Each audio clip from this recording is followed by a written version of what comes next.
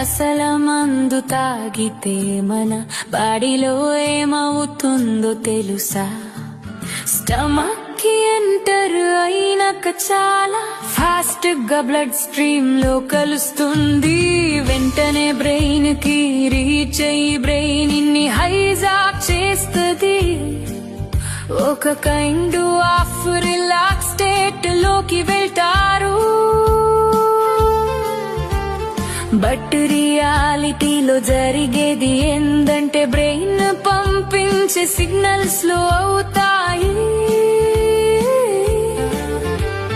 దీనివల్ల మన moment and focus కూడా స్లో అవుతుంది.